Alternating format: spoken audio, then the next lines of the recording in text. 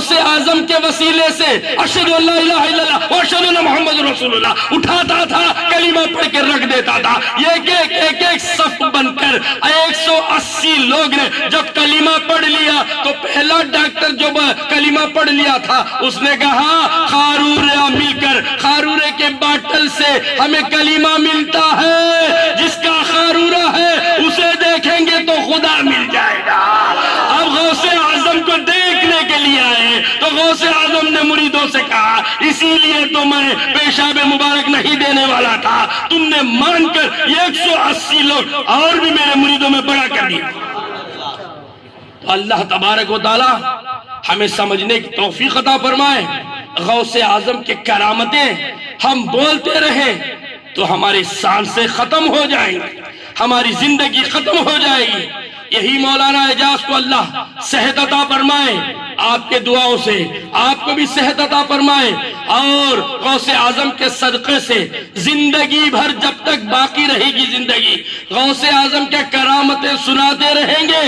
Colony والے، یہ غوث اعظم کے غلامی پر ناز کرنے والے، یہ میمن حضرات کبھی بور نہیں ہوں گے۔ ہم کسی کو بور کرنے نہیں آتے رے، دلوں میں غوث اعظم کا بور اتارنے آتے ہیں۔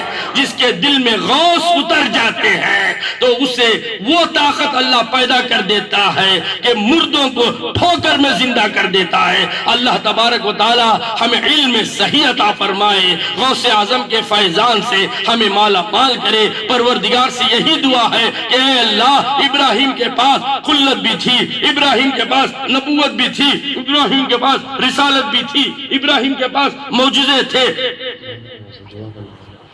ابراہیم کے پاس کرامتیں تھی، ابراہیم علیہ السلام کے پاس سب کچھ تھا، لیکن ابراہیم علیہ السلام کا قرآن میں کھلا دعویٰ ہے۔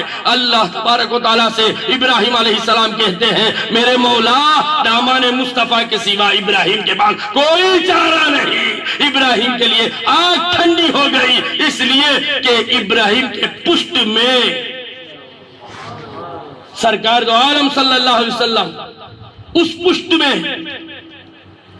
حسنین، اس پشت میں غوث اعظم، اسی پشت میں غریب النواز، اسی پشت میں کائنات کے اہل بیت۔ تو اب معلوم یہ ہوا کہ اس پشت میں رکھنے والے ابراہیم کا عقیدہ دیکھ، تیری عقل کو سنبھال، تیری زبان کو سنبھال۔ ابراہیم کے پشت میں نبیوں کو رکھ کر، صحابہ کو رکھ کر، ولیوں کو رکھ کر ابراہیم علیہ السلام کو بھی یہی کہنا پڑا کہ مصطفیٰ نہیں۔